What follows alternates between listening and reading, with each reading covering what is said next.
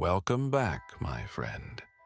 The lamps are lit, the wind has quieted, and somewhere in the shadows the Niffler has found something shiny again. But this time, it's not gold. It's a story, and tonight, he's ready to share it with you. So settle in and listen closely. It begins like this. August rain streaked down the Gothic windows of the Hogwarts headmaster's office, leaving winding traces on the glass that resembled ancient magical runes. Severus Snape stood with his back to the fireplace, gazing into the darkness beyond the window, where somewhere in the forest lived creatures who knew nothing of the war unfolding in the wizarding world. His long black hair fell to his shoulders, and his pale skin seemed even paler in the light of the dancing flames. On the desk before him lay a parchment bearing a seal he would recognize even in darkness, a serpent biting its own tail. The letter from Lord Voldemort had arrived 3 days ago, but Snape had already read it so many times that he could reproduce every word from memory. Words that made his blood run cold in his veins, despite all his years of service in darkness. Severus, the cold, high voice of the Dark Lord echoed in his memory. The time has come to prove your devotion in a manner more convincing than words. Snape slowly turned to the desk and took the parchment again. The ink on the paper was thick, almost oily, and it seemed the letters pulsed in the firelight as if alive. He began reading aloud, his voice echoing dully in the spacious office. On the 1st of September, the Hogwarts Express will depart from King's Cross to the castle, carrying the children of those who dared oppose me. Among the passengers will be descendants of the most prominent families, Weasley, Longbottom, perhaps even some from pure-blood families who have forgotten their pride. You will organize their capture. Snape placed the parchment back on the desk and clenched his fists tightly. The knuckles of his fingers whitened, and veins throbbed in his temples. Children. Always children. The Dark Lord knew how to deliver the most painful blow, not through direct attack on adults, but through their children, through their greatest weakness and strongest love. He remembered Neville Longbottom's face, the fearful boy who once trembled in his potions classes. Would Neville be on that train? Would he have to watch as they captured some of Harry's friends, those children he had secretly protected for so many years? Snape approached the large portrait hanging behind the headmaster's chair. Albus Dumbledore slept in his frame, his long silver beard falling across his chest, and his half-moon spectacles had slipped down his nose. Even in sleep, the former headmaster's face expressed the peace and wisdom that so contrasted with the storm raging in Snape's soul. "Albus," he said quietly, and the portrait slowly opened eyes that twinkled with familiar blue light. "Severus, my friend." Dumbledore's portrait sat up straight in his chair and adjusted his spectacles. "I can see something is troubling you. Tell me." Snape extended the parchment toward the portrait, and Dumbledore read it carefully, his eyebrows furrowing. "The Hogwarts Express," Dumbledore said slowly. "He wants to use the children as hostages to force their parents out of hiding." "Yes," Snape turned away to the window. "And I am to organize this capture. And what do you plan to do?" Snape gazed silently into the darkness. The rain had intensified, and drops now struck the glass with such force that it seemed the sky was trying to break into the castle. "I cannot refuse," he finally said. "If I refuse, he will suspect me. And then everything we've worked for, everything you..." His voice broke off. "Everything I died for?" Dumbledore asked gently. Snape turned sharply, his black eyes flashing. "Don't speak of it so simply. You knew you were going to your death, but I still cannot reconcile myself with having to." "Severus," the portrait interrupted, and Dumbledore's voice was filled with understanding. "You did what was necessary, just as now you will have to do what is necessary." "And what is necessary now?" Snape asked bitterly. "Allow him to capture innocent children? Become an accomplice to their suffering?" Dumbledore remained silent for a long time, looking at his former colleague with deep compassion. "Sometimes, my friend, one must sacrifice the few for the many. You know this better than most." Snape approached the desk again and took the parchment. At the bottom, after the main text, he noticed a small postscript written in the same oily ink. "Tybur Mordon will join you to coordinate the operation. He will report to me on its progress directly." Snape's heart skipped a beat. Mordon. He remembered that name from his school years. Tybur Mordon had been 2 years ahead of him, also from Slytherin. Even then, at school, Mordon had a reputation as someone who always knew everything, who could read a person's thoughts with a single glance. After school their paths had diverged, but Snape had heard rumors that Mordon had become one of the most skilled occlumens among the Death Eaters. If Voldemort was sending Mordon to oversee the operation, it meant only one thing. The Dark Lord had doubts about his, Snape's, loyalty. Suddenly green flame flared in the fireplace, and the room filled with the sound of footsteps. Snape quickly hid the parchment in his desk drawer and turned. From the fire emerged a tall figure in a black cloak with a hood. The man removed his hood, revealing a face that Snape recognized, though he hadn't seen it for many years. Tybur Mordon had hardly changed, the same sharp chin, the same cold gray eyes that seemed to penetrate any mask. His hair had turned from chestnut to silver gray, and wrinkles had appeared on his face, but his gaze remained as piercing as it once was at school. Severus, Mordon stepped forward, and his voice sounded velvety, with a barely perceptible hint of irony. How long it's been since we've seen each other? Probably since you received the mark. Snape straightened, adopting an official tone. Tybur, I wasn't expecting you so soon. Our Lord does not tolerate delay. Mordon walked around the room, his gaze sliding over books, magical instruments, and finally stopping on Dumbledore's portrait, which quickly pretended to be asleep. Interesting how you've grown accustomed to this office. Must be strange sitting in the chair of the One-You. He didn't finish the sentence, but a sinister glint flashed in his eyes. I carried out an order, Snape replied coldly. As always. Of course, as always. Mordon approached closer, and Snape felt him subtly trying to penetrate his thoughts. He immediately erected a mental barrier, but did so as if simply concentrating on the conversation. Tell me about the plan, Mordon continued. How do you intend to stop the Hogwarts Express? Snape walked to a map of Britain hanging on the wall and pointed to the route between London and Hogsmeade. The best place for an ambush is here, near the Yorkshire Hills. The train will stop for magical fuel, and we can attack without witnesses. Interesting, Mordon joined him at the map. And what about security? The Ministry will surely strengthen protection after all the recent events. There will be Aurors, but not many. They won't expect a direct attack on a children's train. Snape spoke confidently, though each word came with difficulty. Besides, I have access to the patrol schedule. Of course, you have access to many things. A note that Snape couldn't identify sounded in Mordon's voice. How many Aurors do you expect? No more than 5. Possibly fewer. Mordon nodded and walked to the fireplace. He took a small vial of smoking liquid from his pocket and drank it in one gulp. Snape recognized the potion. It helped occlumens concentrate and enhance their ability to read others' thoughts. And now, Mordon turned to Snape with a smile that didn't reach his eyes. Tell me the truth. The air in the room became thicker, and Snape felt a powerful force trying to break through his mental barriers. Mordon was truly talented. His attack was almost imperceptible, like a light breeze that gradually turned into a hurricane. Snape focused all his will on creating false memories, images of himself planning the operation with the sole purpose of serving the Dark Lord. He imagined how he rejoiced at the opportunity to strike at the Order, how he wanted revenge for all the years of hiding among enemies. The truth, he asked calmly. I've told you everything you need to know. Mordon intensified the pressure, and Snape felt drops of sweat appear on his forehead.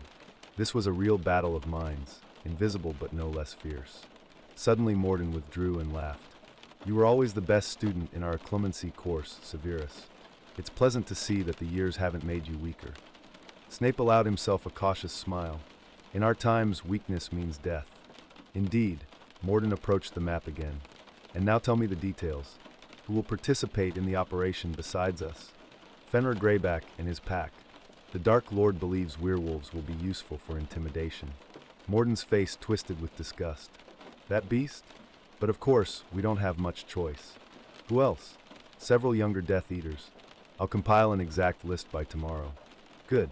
Mordon looked at Dumbledore's portrait again, and for a moment his face became harsh. Interesting what he thinks about all this. Snape gritted his teeth, trying not to show his anxiety. He's dead. His thoughts no longer matter. Dead, yes, Mordon slowly nodded. But portraits have the strange property of preserving not only appearance, but the essence of a person. Especially portraits of such powerful wizards as Dumbledore. He suddenly turned to Snape, and his gray eyes flashed with dangerous fire. Tell me, Severus, don't you tell him about our plans? Don't you consult with him, as you once did when he was alive? This was a direct accusation, and Snape knew his answer could determine his fate. He took a deep breath and looked Mordon straight in the eyes. I serve only the Dark Lord. His voice was firm and cold. Dumbledore used me like everyone else. He never truly trusted me, always kept me at a distance. Why should I remain loyal to him after death? Mordon carefully studied his face, looking for signs of deception. An interesting answer, he finally said. But words are just words. True loyalty is tested by deeds. And what do you propose? The operation against the train is not just about capturing children. Mordon approached closer, lowering his voice. It's an opportunity to show the Dark Lord that you're ready to do anything for him, even what would once have seemed unacceptable to you. Snape's heart was beating so hard that it seemed Mordon must surely hear the sound. But he kept his face calm. I understand. I hope so. Mordon put on his hood. Because if I notice even the slightest sign of betrayal. He didn't finish the threat, but it hung in the air, heavy and ominous like a storm cloud. Until tomorrow, old friend, he added and disappeared into the green flame of the fireplace. Snape stood motionless for a long time, staring at the empty fireplace. Then he slowly turned to Dumbledore's portrait, which opened its eyes again. You heard everything? Snape asked quietly. Yes, Dumbledore nodded. He suspects you, and he's dangerous. Much more dangerous than I remembered. Snape sank into the chair behind his desk and put his head in his hands. Albus, I don't know how to get out of this trap. If I allow the operation to proceed, innocent children will suffer. If I try to sabotage it, Mordon will notice, and then you'll die, and our cause will lose its most valuable ally within the enemy camp. Snape raised his head and looked at the portrait. Do you really think these children should be sacrificed to preserve my cover? Dumbledore remained silent for a long time, and when he finally spoke, his voice was filled with sadness. Severus, I cannot answer that question for you. This is a decision you must make yourself. But remember, sometimes the hardest sacrifice we can make is to live with the consequences of our choices. Snape looked out the window again, where rain still streaked down the glass. Somewhere out there, in magical homes across Britain, children slept, unaware of the danger that would threaten them next month when they boarded the red train to Hogwarts. Behind the window, thunder rumbled, and lightning briefly illuminated the silhouettes of the forbidden forest trees. In that light, they resembled giant figures stretching their branched arms to the sky, as if pleading for mercy. Snape closed his eyes and tried to find within himself the strength for what he would have to do tomorrow. The next morning, gray clouds still hung over Hogwarts, remnants of the night's storm, casting muted shadows on the castle walls. Snape awoke early, as always. Sleep had long abandoned him, leaving only brief periods of oblivion between long hours of contemplation. His private quarters in the castle dungeons were cool even in summer, and he felt the cold of stone penetrating through his black shirt as he sat on the edge of his bed, staring into the darkness. Today he was to meet with Mordon again to discuss the operation's details. But first, Snape had business that couldn't be postponed. He rose, donned his usual black robes, and left his chambers for the dungeon corridor. His footsteps echoed dully on the stone floor, reverberating off walls that remembered centuries of secrets and conspiracies. The castle was almost empty. Only a few professors had remained for the summer, and even those rarely appeared in the corridors so early. Snape climbed the narrow spiral staircase to the library, where he knew he would find what he sought. Madame Pants had gone on holiday in July, leaving the library under the protection of magical charms meant to guard the books from unauthorized access. But Snape knew an ancient spell that Dumbledore himself had taught him 5 years ago, when he had entrusted him with the castle's secrets. Aprior bibliothecae secretum, he whispered, touching his wand to the lock on the great oak doors.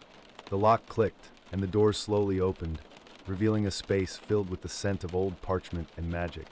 Snape walked past rows of ordinary books to the very back of the library, where behind heavy velvet curtains lay a small section that students never saw. Here were kept the most precious volumes, not forbidden books of dark magic, but something far rarer, personal diaries and memoirs of former Hogwarts headmasters. His fingers ran along the book spines until they found what they sought. Chronicles of Armando Dip-Pet, Private Records, 1940 to 1956. The tome was bound in dark green leather with golden letters, and when Snape opened it, the pages rustled like living leaves. Dip-Pet had been headmaster during Tom Riddle's schooling, and Snape hoped to find in his records something useful about how the Dark Lord thought in his youth, which might help him understand his master's current plans. But in truth, he was looking for something else, any information about the magical railway and the Hogwarts Express's protection. Turning through yellowed pages, Snape came across an entry from 1943. The Ministry is again raising security measures on the railway after the attack on the train to Durmstrang. The Hogwarts Express is now protected by a complex system of charms, including anti-apparition barriers within 5 miles of the train, protective shields around each carriage, and an emergency portkey in the locomotive that can instantly transport the entire train to the Ministry in case of attack. Snape frowned. An emergency portkey. This was something new. He continued reading. The portkey activates automatically if the system detects more than 5 hostile spells directed at the train simultaneously. It can also be activated manually from the engine cabin with a special code spell. This was valuable information. If Snape could learn the code spell, he might be able to activate the portkey during the attack, saving the children. But how could he obtain this information without arousing Mordon's suspicions? He continued reading, searching for any other useful details. Half an hour later, he found another interesting entry from 1944. Howard Jones, chief mechanic of the Magical Railway, informed me that the code spells change monthly according to a complex system based on lunar phases and ancient runes. The system is so complex that even he doesn't know the current code. It's stored only in the Ministry's magical vault. Snape closed the book with disappointment. Getting the code from the Ministry would be impossible, especially now when it was completely controlled by Death Eaters. But perhaps there was another way. He returned the book to its place and left the library, carefully closing the doors and restoring the protective charms. The sun had risen higher, and the corridors had become lighter. Snape hurried to his laboratory. He had several hours before meeting with Mordon, and he wanted to use them productively. The potions laboratory in Hogwarts' dungeons was his personal sanctuary, a place where he could think and work without prying eyes. The walls were covered with rows of glass vessels containing multicolored liquids, and the air was saturated with the scents of magical ingredients, from the sweet aroma of honey from a honeydukes to the sharp smell of mandrake root. Snape approached his personal desk, where among numerous flasks and retorts stood one special glass vessel filled with silvery liquid that slowly swirled as if alive. This was his own store of memories, the most important moments of his life, which he extracted from his memory and kept for possible future use. He took a small glass vial and filled it with the silvery substance, then placed the vial in the inner pocket of his robes. If everything went completely wrong, if Mordon discovered his true intentions, at least these memories might someday reach those who would continue the fight. Suddenly the laboratory filled with the scent of ozone, a sign that someone was using powerful magic nearby. Snape tensed and drew his wand, but a moment later relaxed, recognizing the familiar magical aura. A shimmering figure appeared in the air, a transparent, silvery stag looking at him with large, sad eyes. Lily's Patronus. No, not Lily's, she was gone. This was his own Patronus, whose form had forever remained a memorial to her love.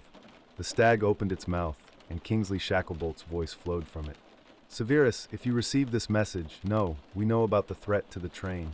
Don't risk yourself for attempts at sabotage. Your safety is more important than anything else. The Order has a plan. The Patronus vanished, leaving only a light silver gleam in the air. Snape stood motionless, processing what he had heard. The Order knew about the operation? How? And what plan did they have? Before he could ponder this further, footsteps sounded in the corridor. Snape quickly hid the vial of memories and assumed a neutral expression. A moment later, Tybur Mordon entered the laboratory, his gray eyes immediately beginning to scan the room. Severus, he greeted, removing his traveling cloak. Working so early? How diligent. Potions don't tolerate haste, Snape replied, continuing to gather ingredients in one of the flasks. Unlike some other matters, Mordon approached closer, his gaze stopping on a large flask with vigorously boiling greenish liquid. What is this? Concentrated sleeping draught. I thought it might come in handy during the operation. Interesting. Mordon took the flask in his hands and sniffed the contents. Powerful enough to put an adult wizard to sleep. Or 10 children, Snape replied coldly. Mordon put the flask back and looked penetratingly at Snape. You think of everything, don't you? Always ready for any situation. Such is my nature. Yes. Mordon began walking around the laboratory, touching various objects. Tell me about your relationships with the other teachers. Do they trust you? The question seemed odd, and Snape became wary. I'm the headmaster. They're forced to trust me. But trust and respect are different things. Minerva McGonagall, for example. How does she feel about your appointment? Snape stopped, setting down the glass stirring rod he'd been using to mix the potion. Does this have any relevance to our operation? Perhaps. Mordon stopped near a shelf of ancient dark arts books. I'm simply trying to understand your position in the castle. Is there anyone who might interfere with you? McGonagall left for holiday in July. Most of the teachers have gone away. Only Flitwick remains, and he stays in his office all the time. And Hagrid? Snape's heart skipped a beat. Why was Mordon asking about Hagrid? What about Hagrid? He stayed in the castle for the summer, didn't he? I saw smoke from his hut's chimney when I flew in. Snape nodded, trying to remain calm. Yes, he tends to the magical creatures. And he doesn't suspect that you're, let's say, not who you appear to be. Hagrid trusts everyone who treats his animals well. And I've never harmed them. Mordon turned to him with that cold smile of his. Even the hippogriffs? I remember how you supported Lucius when he demanded the execution of that winged beast. Buckbeak attacked a student. I was simply performing my duties as deputy headmaster. Of course, Mordon began walking again. And what do you think about Potter managing to escape from Privet Drive? This was another unexpected question, and Snape felt himself tense. The boy was always exceptionally lucky. Lucky, or well-informed. A dangerous note sounded in Mordon's voice. I wonder how he learned about the ambush. Snape turned to his potions, trying to buy time. Perhaps there's a spy in the Order. Perhaps Mordon was suddenly directly behind him. Or perhaps one of our people is a double agent. The air in the laboratory became thicker, and Snape felt the familiar pressure on his consciousness. Mordon was again trying to penetrate his thoughts, but this time the attack was stronger, more focused. Snape concentrated on memories of his true hatred for Sirius Black, of the humiliations James Potter had inflicted on him at school. These emotions were real, and he allowed them to fill his mind, creating a convincing veil for his true feelings. Twice I saved Potter's life for Dumbledore, he said through gritted teeth, not turning around. Twice I risked myself for a boy who reminded me of his self-satisfied father. Do you think I would have done that if I'd had a choice? The pressure on his consciousness intensified, and Snape felt drops of sweat appear on his forehead.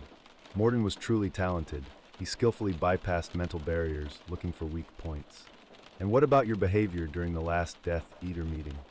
Mordon whispered in his ear. Why did you look so tense when we discussed plans regarding the Weasley family? This was a trap. Snape remembered that meeting. He had indeed been tense, but not for the reasons Mordon implied. The man was testing him, trying to find signs of sympathy for enemies. I was concerned about the operation's effectiveness, Snape replied calmly. An attack on such a large family requires careful planning. Interesting. Mordon stepped away, and the pressure on Snape's consciousness lessened. And it seemed to me that you were worried about their safety. Then you were mistaken. Mordon suddenly laughed. The sound was cold and unpleasant. Relax, Severus. I'm simply testing your vigilance. One can't be too careful in our times. Snape turned to him, his black eyes burning with anger. If you doubt my loyalty, you can tell the Dark Lord directly. But don't play these childish games with me. Oh, I'm not playing. The smile disappeared from Mordon's face. I take my duties very seriously, and my duty is to make sure you're truly who you claim to be. He approached the desk and picked up one of the flasks, examining its contents in the light. Tell me more about the plan in detail. How exactly will we stop the train? Snape took a deep breath, forcing himself to focus on business. I've arranged for one of our people to work as the engineer, replacing the regular one. He'll stop the train near the Yorkshire Hills under the pretext of technical problems. Who is this engineer? Max Caro, younger brother of Alecto and Amicus. Mordon nodded approvingly. Good choice. And what about the Aurors? I've provided incorrect information about the patrol route. The Aurors will be elsewhere when we attack. Clever. Mordon put the flask back in place. And what about the children? How will we determine exactly who to take? Snape felt his stomach clench. This was the worst part of the plan. I have a list. Children of the most important Order members. Neville Longbottom, Ginny Weasley, Luna Lovegood. Lovegood? Mordon raised an eyebrow. Xenophilius Lovegood isn't an Order member. No, but his daughter was friends with Potter. She might know something useful. And what about the Weasley children? There are many of them. Ginny is the most important. She was in the Chamber of Secrets when Potter destroyed Riddle's diary. Perhaps she knows something about Horcruxes. Mordon nodded, but his eyes remained suspicious. You've thought everything through very carefully. Almost too carefully. What do you mean? I mean that a person who truly serves the Dark Lord with all his heart wouldn't spend so much time planning how to treat enemy children most gently. Snape felt cold run down his spine. I simply want the operation to go smoothly. We don't need dead children. Living ones are much more useful for blackmail. Of course, Mordon approached him again. But don't you tell yourself this to make it easier to sleep at night? This was a direct challenge, and Snape knew he had to respond decisively. I stopped worrying about how to sleep at night long ago. Were taught me to live with various things. Various things like killing Dumbledore? Yes. Mordon carefully studied his face, looking for signs of lies. And you don't regret it? The only thing I regret is that I had to wait so long. This was a lie, but Snape said it with such conviction that he almost believed it himself. Mordon looked into his eyes for a long time, then nodded. Good. Then let's move to the next stage. When do we capture the children? September 1st. The train departs at 11 in the morning. We'll be near the Yorkshire Hills around 2 in the afternoon. And Fenrir? When will he join us? Tomorrow evening. I've arranged a meeting at the Old Inn near Hogsmeade. Mordon smiled with satisfaction. Excellent. I want to speak with him personally. Make sure he understands the importance of this mission. Snape nodded, though the thought of Mordon meeting with Fenrir filled him with horror. If these two began discussing details, they might discover inconsistencies in his plan. And now, Mordon continued, show me the exact ambush location. They went to the large map hanging on the laboratory wall. Snape pointed to a spot between two hills where the railway line passed through a narrow valley. Here, the train will stop for technical inspection, and we'll attack from both sides. Good position, Mordon studied the map. And what about escape routes? Port keys for quick evacuation. In case of unexpected problems, we can disappear within seconds. And the children? How will we transport them? Snape pointed to a mark on the map. The Old Riddle Manor. It's empty and well protected. We'll hold them there until the Dark Lord decides what to do with them. Mordon looked at the map for a long time, then turned to Snape. You know, Severus, I have an interesting idea. What if we put on a little performance for our prisoners? What kind of performance? What if we show the children that you're trying to save them? Play the role of a double agent who actually works for the Order. Blood in Snape's veins turned to ice. Why? So they'll trust you. Tell you what they know about the Order's plans, about where Potter is hiding. Children are easier to deceive than adults. Snape realized he was trapped. If he agreed to this performance, he risked exposing his true loyalty. But if he refused, Mordon would become even more suspicious. This could be dangerous, he said carefully. If the Dark Lord finds out. He won't find out if you don't tell him, Mordon interrupted. This will be our little secret, just an effective way to get information. And what if the children try to escape, believing I'm on their side? Then we'll stop them, but we'll already have the information. Snape slowly nodded, realizing he had no choice. Very well, but this is your idea, and you bear responsibility for it. Of course, Mordon smiled, but his eyes remained cold. I always take responsibility for my decisions. He walked to the laboratory exit, then turned back. By the way, Severus, tonight I want to inspect the castle. Make sure there's nothing here that could interfere with our plans. What exactly do you want to inspect? Oh, nothing special. Just a walk through the corridors. Maybe we'll look into the room of requirement. You won't object, will you? Snape understood this wasn't really a request. Of course. I'll be your guide. Wonderful. Until tonight. Mordon left, leaving Snape alone with his fears and doubts. Severus sank into a chair by his work table and put his head in his hands. The web of deception he was caught in was becoming thicker, and each step only entangled it further. He took out the vial of silvery memories and looked at them for a long time. Perhaps it was time to give them to someone who could continue his work if he didn't survive the next few days. Outside the laboratory window, the sun was already setting, painting the sky in crimson shades.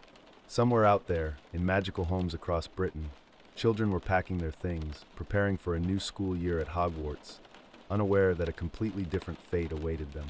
And Severus Snape sat in his underground laboratory, surrounded by the sense of potions and magic, preparing for the most difficult choice of his life. The 1st of September dawned with the deceptive calm of a summer morning. The sun rose over Hogwarts, illuminating the castle with golden light that made it resemble a fairy tale fortress from children's dreams. But Severus Snape had not slept that night, standing by his office window and watching the sunrise with a sense of doom. Today at 11 o'clock in the morning, Hundreds of children would board the red carriages of the Hogwarts Express at King's Cross Station, filled with anticipation of a new school year. And at 2 o'clock in the afternoon, their world would change forever, and he, Snape, would be partly to blame. On the desk before him lay the items he had prepared for the operation. A small portkey in the shape of an antique key, vials of various potions, and a special wand made of hexband that was meant to help him at the critical moment. Each item had been carefully planned. Each had its role in the plan he had been developing over the past few days. Severus, Dumbledore's portrait voice cut through the room's silence. Are you ready? Snape didn't turn from the window. I'll never be ready for something like this. And yet, you'll go. Yes, I'll go. Dumbledore remained silent for a long time, looking at his former colleague with deep sadness. Remember, Severus, sometimes the worst deeds are done for the best intentions. History will understand you. History, Snape smiled bitterly. And what about the children? Will they understand me when they look into the eyes of their kidnapper? Perhaps not, but Harry will understand, when the time comes. Snape finally turned to the portrait, his black eyes filled with pain. And if there is no time, if Mordon exposes me today, then you'll do what you've always done, fight to the end. Suddenly green flame flared in the fireplace, and Tybur Mordon appeared. He was dressed in a black traveling cloak, and his gray eyes burned with anticipation of success.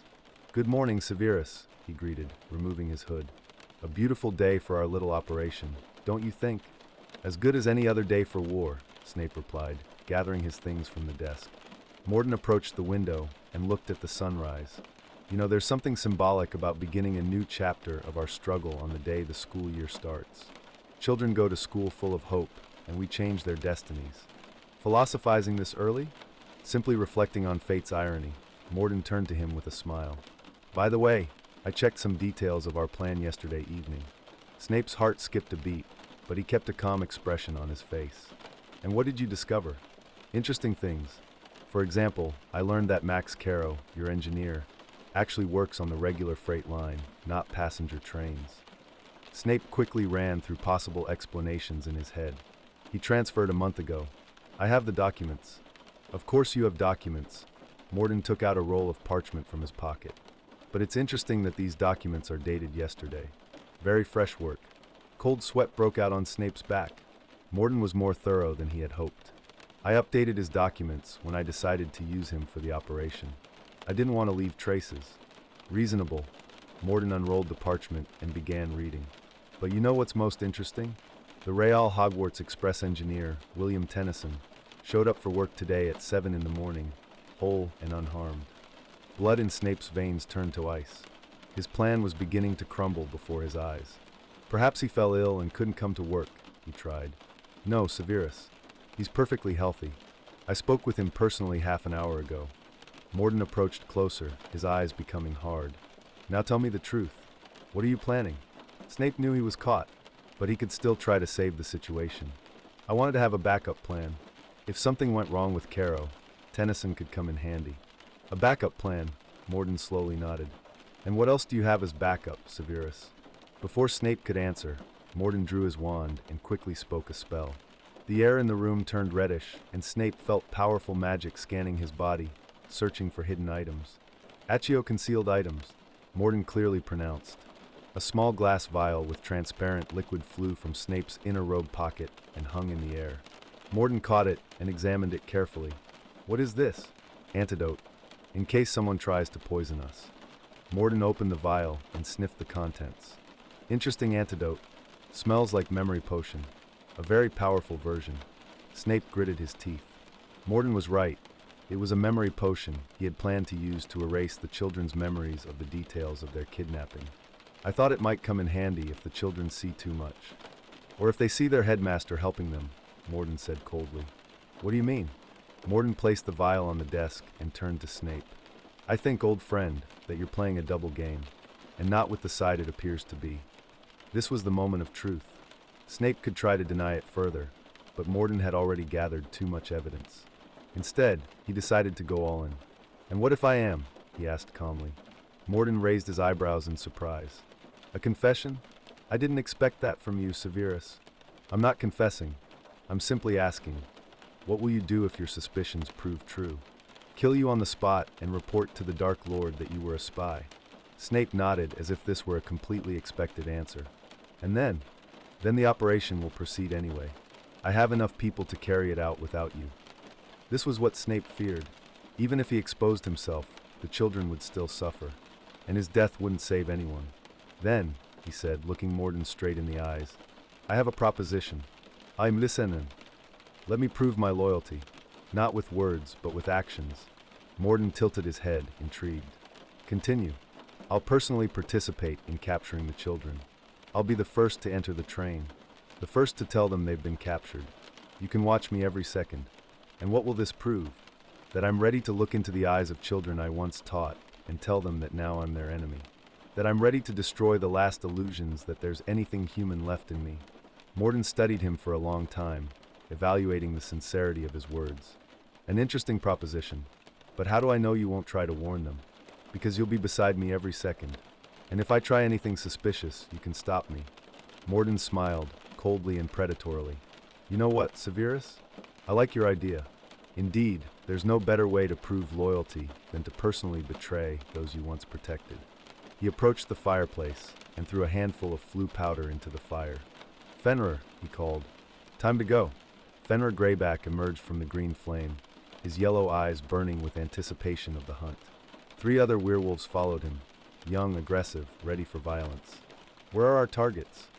Fenrir growled, his voice hoarse and unpleasant. "On a train that will leave King's Cross in an hour," Mordon replied.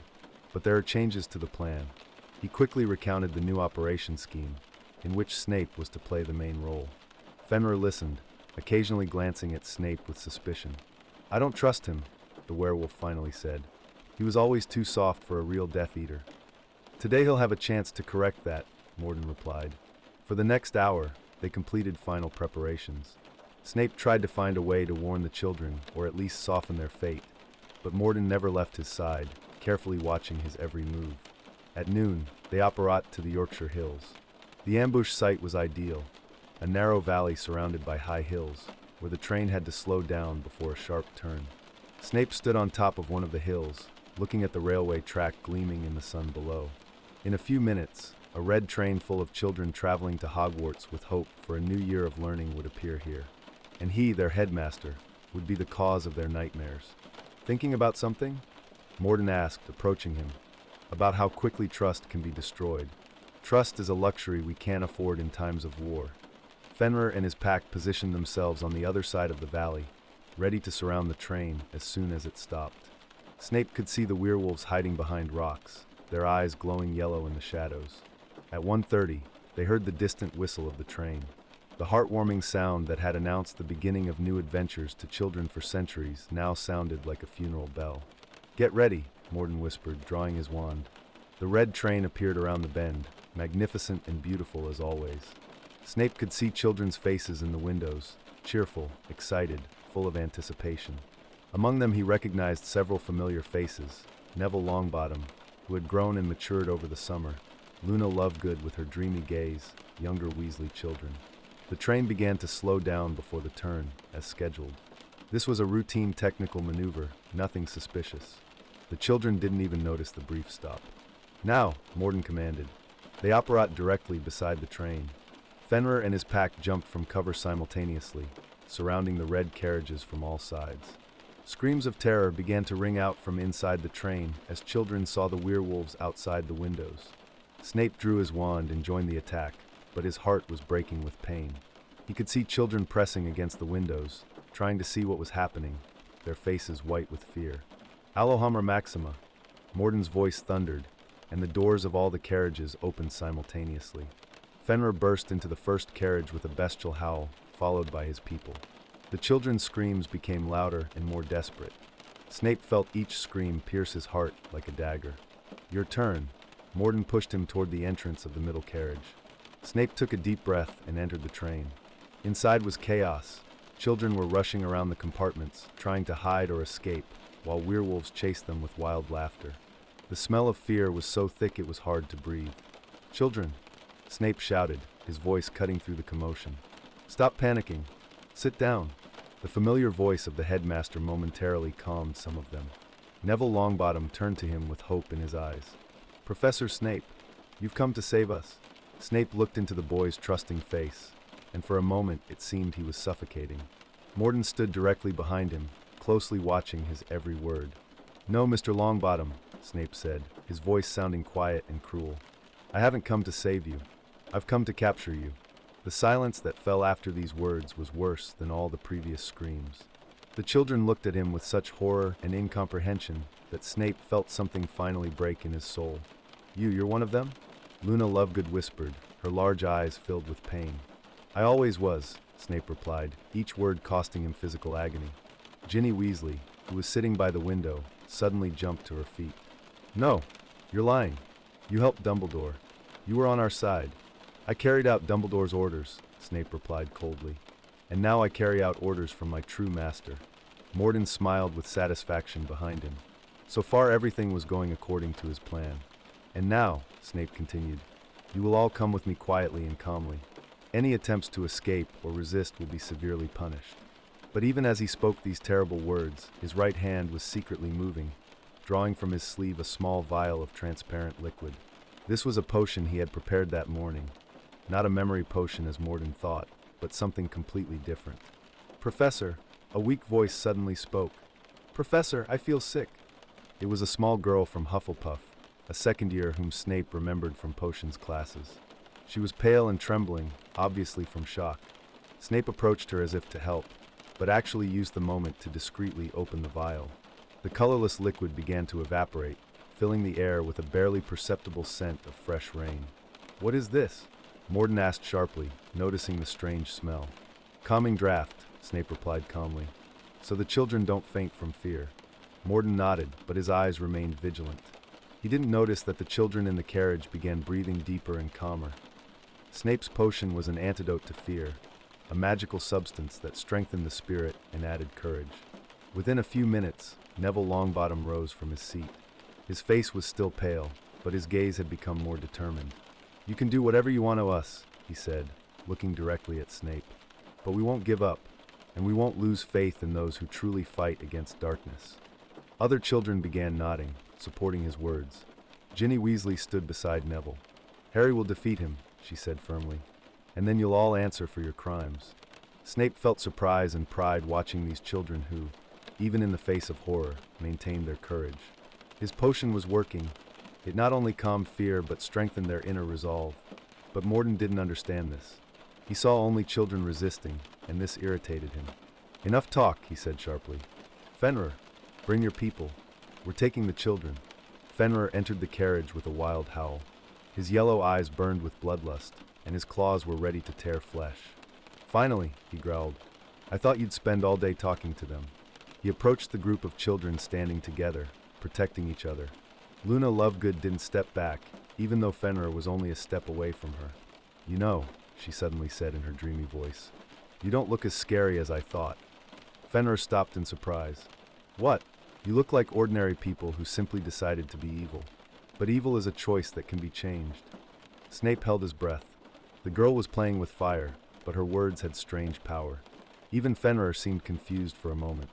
"Shut up, girl," he finally growled, "or I'll show you how evil I can be." But Luna continued looking at him with her large gray eyes, without fear or judgment.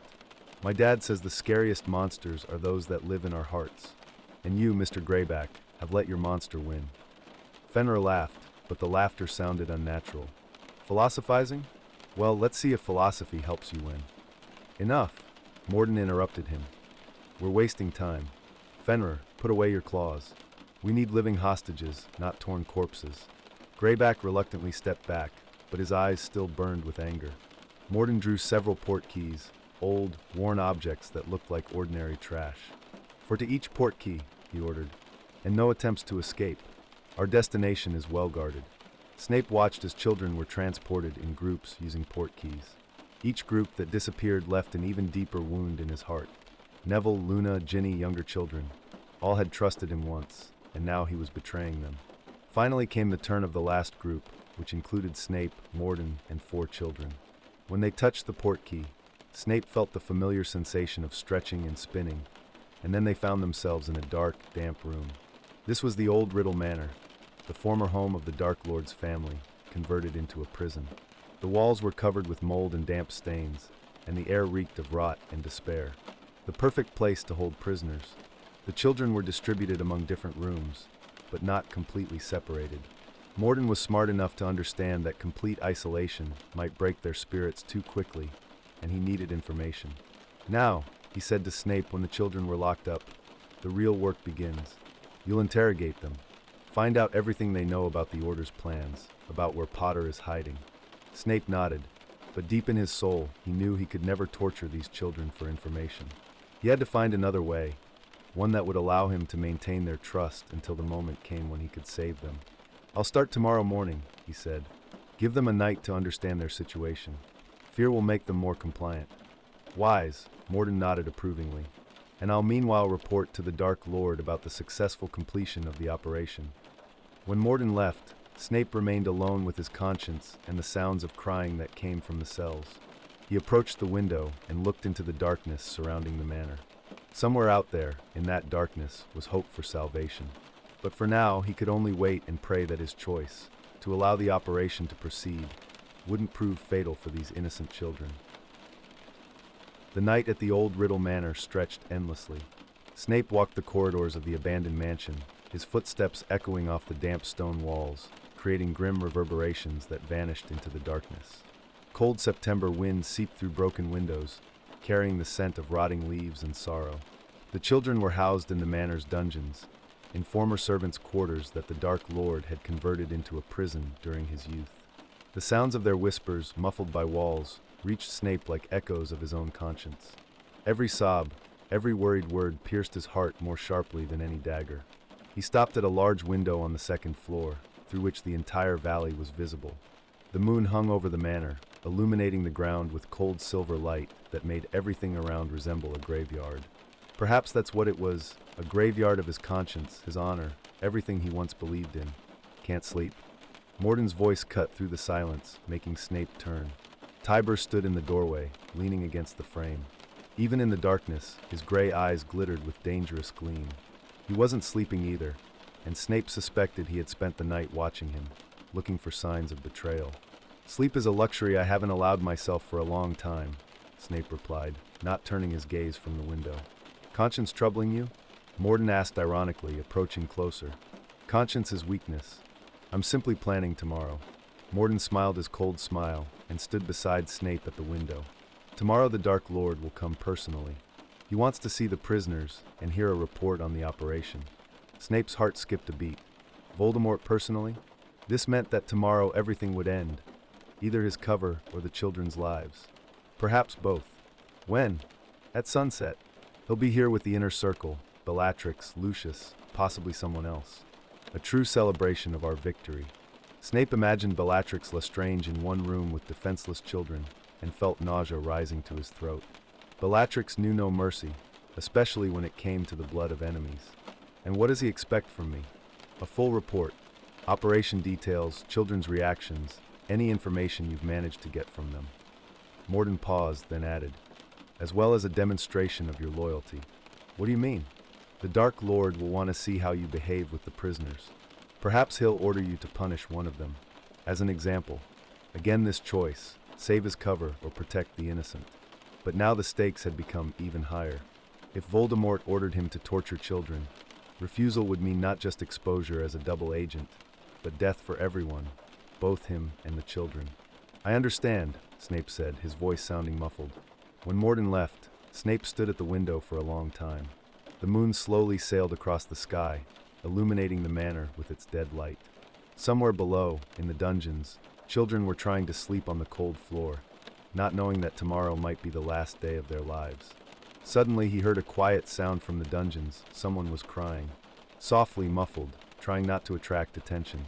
Snape hesitated for a moment, then decided to go downstairs. The dungeon corridor was even darker than the rest of the manor. The torches on the walls had long since gone out, and only the faint moonlight penetrating through small windows allowed him to see anything. Snape passed several doors behind which he heard whispers and quiet conversations of children, until he reached the cell from which crying came. He peered through the bars and saw the small girl from Hufflepuff, the same one who had felt sick on the train. She sat in a corner, hugging her knees, crying quietly. Beside her sat Luna Lovegood, trying to comfort her. "Don't cry, Rebecca," Luna said softly. "Everything will be fine. My dad says that after the darkest nights, dawn always comes." "But they'll kill us," the girl sobbed. "Professor Snape said he's on their side. What if he's bad too?" Luna was quiet for a moment, then spoke in her special, dreamy voice. "You know, I don't think Professor Snape is bad. Real evil looks different. And in his eyes I saw something else." "What?" "Pain. Very strong pain. And people who feel such pain usually aren't evil, just lost." Snape stood in the darkness, listening to the girl's words, and felt his eyes fill with tears. Even now, even after he had betrayed her trust, Luna saw something good in him. He quietly stepped away from the door and returned to his room, where he spent the rest of the night planning tomorrow's actions. Every detail mattered, every second could be decisive. When dawn broke, Snape finally managed to form a plan, risky, almost hopeless, but the only possible one. He took out a small glass sphere, an emergency portkey he had prepared before the operation, looked at it, then slowly put it back. Escape was impossible, not because he couldn't flee, but because he couldn't leave the children. In the morning, Mordon appeared, preparing for the Dark Lord's arrival. Snape watched him check the guards, instruct the Death Eaters, prepare the manor for his master's visit. At sunset, familiar coldness appeared in the air, a sign of Voldemort's presence. Then came the crack of apparition, and a tall, thin figure in a black cloak appeared in the manor's great hall. Lord Voldemort entered the manor with the majesty of a king visiting subject territories. Behind him followed Bellatrix Lestrange, Lucius Malfoy, and several other Death Eaters. Their faces were hidden by masks, but Snape recognized them by their posture and movements.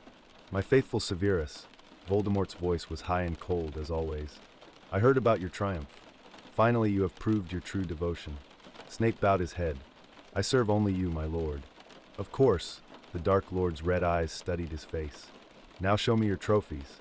They descended to the dungeons, where Voldemort looked with interest at the imprisoned children. Bellatrix giggled, seeing their fear, while Lucius took notes, obviously planning how to use the hostages for blackmail. "Excellent," Voldemort hissed, stopping at Neville's cell. "The son of Frank and Alice Longbottom. How symbolic." He turned to Snape. "Tell me what you've learned from them." Snape knew the next words would determine everyone's fate. "They've said nothing, my lord. Yet." "Yet?" Voldemort raised an eyebrow. "You haven't tortured them? I thought it best to wait for your arrival. Some decisions can only be made by you." Voldemort smiled with satisfaction. "Wise. Then let's begin now. Crucio should loosen their tongues." He drew his wand and pointed it at Neville. Snape knew the decisive moment had come. In a second the Dark Lord would speak the spell, and the boy's life would turn into endless pain. "My lord," Snape said, stepping forward, "allow me to do this, as proof of my loyalty." Voldemort looked at him suspiciously. "You want to torture this child personally?" "I want to prove to you that my devotion is absolute. Let the children see how their former protector becomes their torturer." This was the most horrible thing he had ever said, but Snape knew it was the only way to buy time. Voldemort thought for a moment, then nodded. "Very well. Show me your devotion, Severus. But if I see even the slightest sign of weakness—" "You won't see it," Snape said firmly. He approached Neville's cell, his wand trembling in his hand. The boy looked at him with a mixture of fear and disappointment. "Professor," Neville said quietly, "I thought you were better than this." Snape looked into his eyes and saw not only fear, but something else, understanding. Neville knew what was about to happen to him, but he wasn't angry. He was simply disappointed in who his teacher had turned out to be. "Crucio!" Snape exclaimed with full conviction, pointing his wand at Neville. But at the last moment, when the spell was about to strike the boy, Snape barely perceptibly turned his wand aside. The red beam flew past Neville and struck the stone wall of the cell, creating a bright flash and specific magical resonance. The same sound he had predetermined with the order as a signal. "Fool!" Voldemort hissed, his red eyes flashing with anger.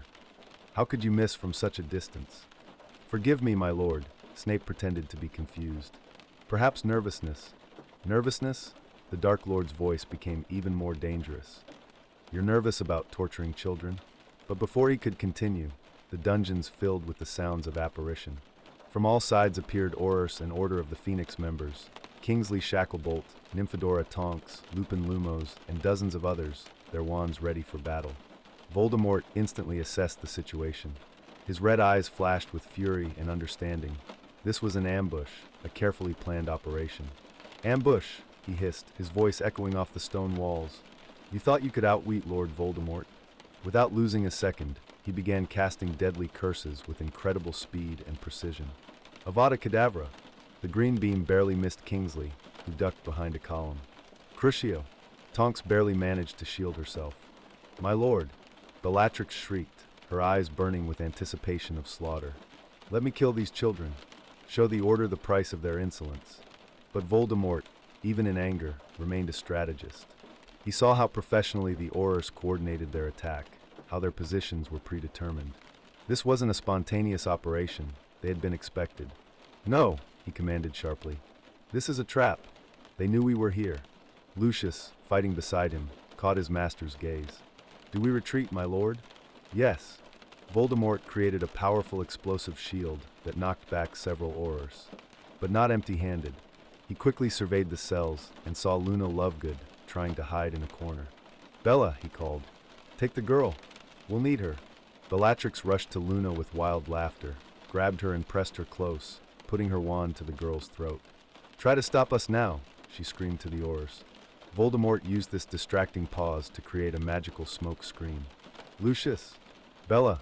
Immediately! This isn't over!"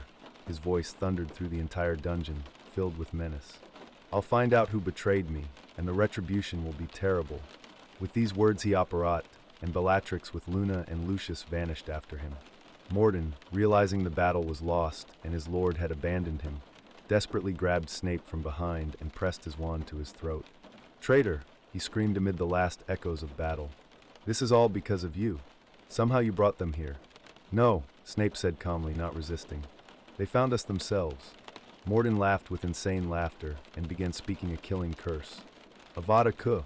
But his voice suddenly broke off. Kingsley Shacklebolt, who noticed the danger, managed to cast a stunning spell. Stupefy! Mordon fell unconscious, his wand falling from his hands. Snape was freed and nodded to Kingsley in gratitude.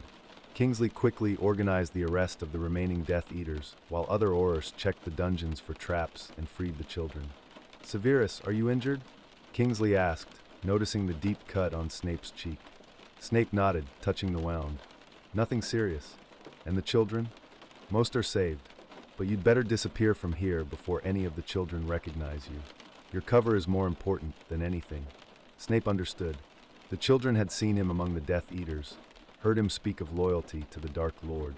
But it would be best if they didn't remember him at all. "No," he said quietly. "I'll do it myself before I leave. Completely erase myself from their memories. Let them remember only faceless Death Eaters in your rescue operation." Kingsley frowned. "Are you sure? It's risky to use so many memory charms." "It's necessary." Snape approached Neville, who was sitting by the wall. The boy's eyes still held confusion from the horrors he had witnessed. "Professor Snape?"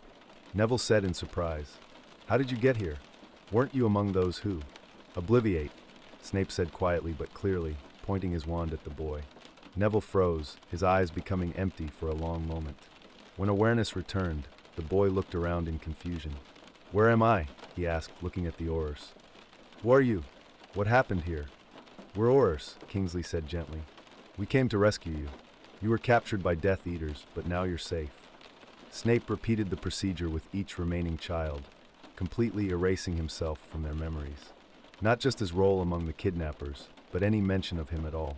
In their memory now was capture by a group of masked, faceless Death Eaters, imprisonment in the manor, a brief appearance of a terrifying dark-haired wizard with red eyes, Voldemort, who took one of the girls, and then a rescue operation by Aurors. When the procedure was completed, Snape quietly stepped aside. The children now completely didn't remember him, neither as enemy nor as ally. In their consciousness, he simply didn't exist in these events.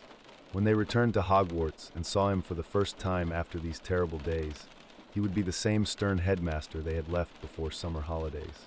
This was perfect cover, but also the heaviest price. Now no one would ever know about his true role in saving the children. No one would learn what it cost him to preserve their lives. He would remain in their eyes the same cold, unapproachable man, perhaps even suspicious due to his closeness to the dark arts. But they were alive, and that was the only thing that mattered. When the evacuation of children was completed, Snape remained alone in the empty manor. He stood in the same dungeons where a few hours ago the worst thing in his life was supposed to happen, and looked at the empty cells. Somewhere out there, in Voldemort's domain, Luna Lovegood was now captive. The girl who saw something good in him, even when he played the role of a traitor. And he couldn't save her. This was the price of his double life. To save some, he was forced to sacrifice others. And each such sacrifice left another crack in his soul. Outside the manor window, dawn was breaking. A new day brought new challenges, new difficult decisions. And Severus Snape returned to the castle, carrying in his heart the burden of another terrible choice he had been forced to make for the greater good. The war continued, and every day demanded new sacrifices from him. But as long as he breathed, as long as his heart beat, he would continue to protect those he could protect, even if it meant living with the constant pain of losses. The week after the operation, Snape spent in complete isolation. He hardly left the headmaster's office, only when absolutely necessary, for meetings with teachers preparing the castle for the new school year, or for brief visits to Diagon Alley for educational materials. Every time he saw children on the street or in shops, his heart clenched with pain. Any one of them could have been on that train. Dumbledore's portrait remained silent most of the time, occasionally casting worried glances at him. The former headmaster understood that Snape needed time to process what had happened. But when evenings came and Snape stood by the window, gazing at the starry sky, Albus couldn't bear it. "You did right, Severus," he would say quietly. "The children are alive. Most of them returned home to their parents." "Most," Snape would repeat bitterly. "And Luna Lovegood? Where is she now? In what dungeon is Bellatrix torturing her?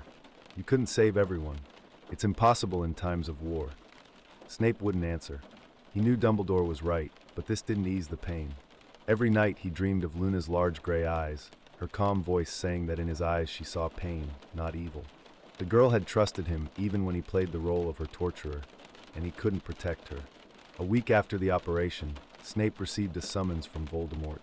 The dark mark on his arm blazed with pain at midnight, and he knew. The time had come to report on what had happened. Time to explain why the operation had failed, why the Order knew about their plans. He operat to Malfoy Manor, where Voldemort now permanently resided. The magnificent Malfoy house had been transformed into a fortress of fear, where every bush, every stone breathed dark magic. Snape passed patrol groups of Death Eaters, past Nagini coiling above the manor, to the great hall where his master sat on a throne of black stone. Lord Voldemort looked even thinner and paler than usual. His red eyes burned with cold fire, and his long white fingers nervously drummed on the armrests of the throne. Beside him stood Bellatrix, her face twisted with an insane smile. "Severus," the Dark Lord's voice sounded quiet, but threat could be heard in it. "Finally you have come. I await explanations." Snape approached closer and bowed deeply. "My lord, I am ready to answer all your questions." "Good. Then tell me, how did the Order learn of our plans? How did they know the exact place and time of the operation?" This was the most critical question.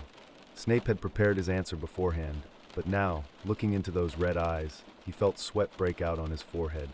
"I believe, my lord, that we were betrayed by one of the less devoted servants. Perhaps Mordon." Voldemort raised an eyebrow. "Mordon? But he was the one who suggested watching you, suspecting you of treachery." "Precisely why, my lord. The best way to deflect suspicion from oneself is to accuse someone else.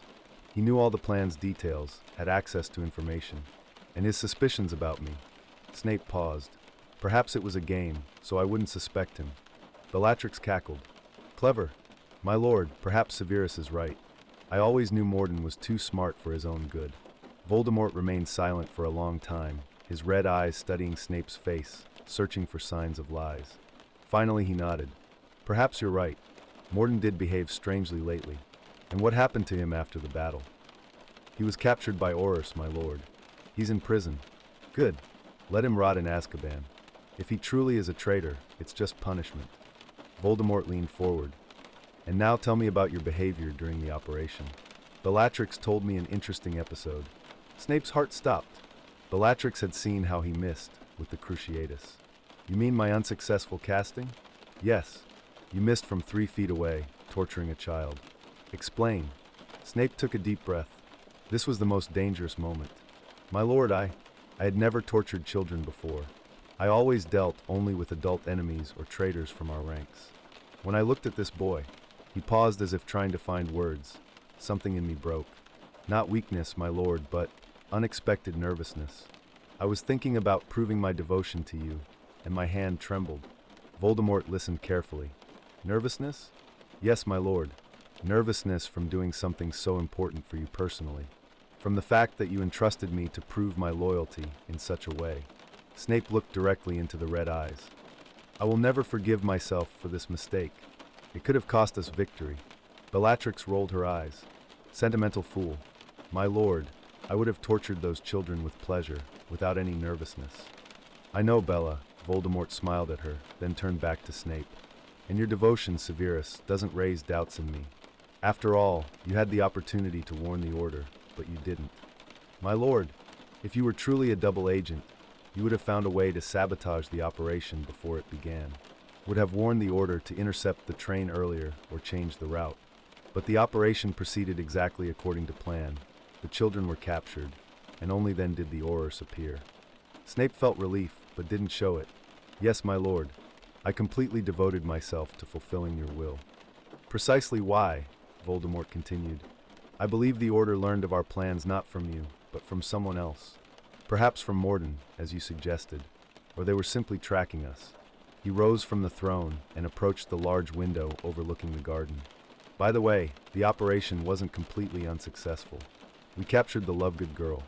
She may be useful for pressuring her father and his disgusting newspaper. Yes, my lord.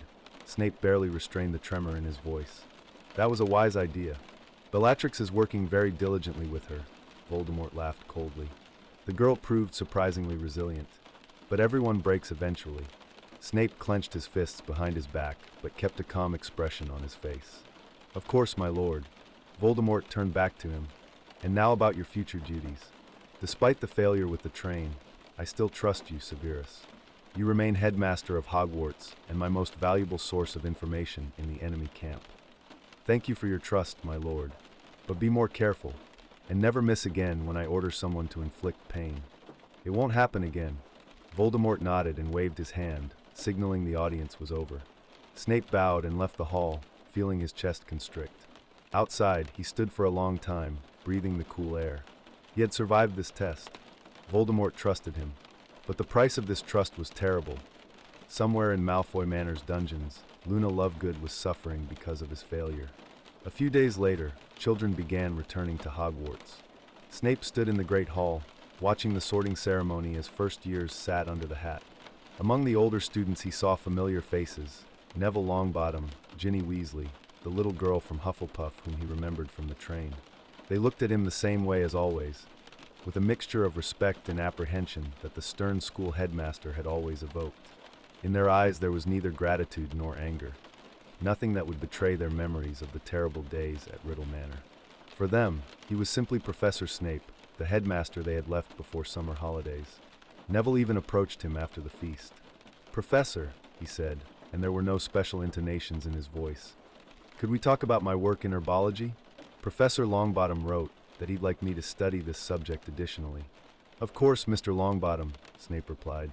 "Come tomorrow after dinner." The boy nodded and left, not even suspecting he was talking to the person who had saved his life a week ago. Later that night, Snape sat in his office, talking with Dumbledore's portrait. "He believed me," Snape said. "Voldemort still trusts me. He thinks the traitor was Mordon." "That's good," Dumbledore replied. "Your cover is preserved. You can continue helping the Order."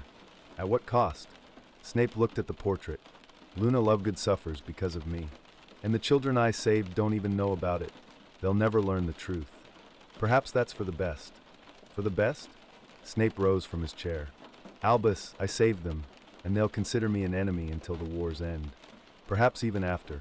Dumbledore remained silent for a long time, then said quietly, "Severus, true heroism sometimes lies not in receiving recognition for one's deeds, but in doing right and accepting that no one will ever know about it. You saved those children not so they would be grateful to you. You did it because it was right." Snape approached the window and looked at the stars above Hogwarts. Somewhere out there, among those stars, Luna Lovegood was also looking at the sky through her cell's small window. perhaps remembering her strange teachings about astronomy and magical creatures. "I'll find a way to save her," he said quietly. "Be careful, Severus. Don't risk your cover without extreme necessity. And if extreme necessity arises," Dumbledore smiled his wise smile, "then you'll do what you always do, make the right choice, regardless of the price." Outside the window, dawn was coloring the sky in pink and golden shades. A new day brought new challenges, new difficult decisions. But Severus Snape was ready to meet them. He remained what he had always been, a person who protected the innocent, even if they would never know about it. The war continued, and he continued to balance between light and darkness, between truth and lies, between love and hatred. But deep in his soul he knew, every saved child, every life he managed to preserve was worth any sacrifice. Even the sacrifice of his own peace. Even the sacrifice of never being understood. The shadow over the rails had vanished with the first rays of sun, but the shadow in Severus Snape's heart remained forever. And he would carry it to the very end, to the last breath, to the last drop of blood spilled for the sake of light in this dark world.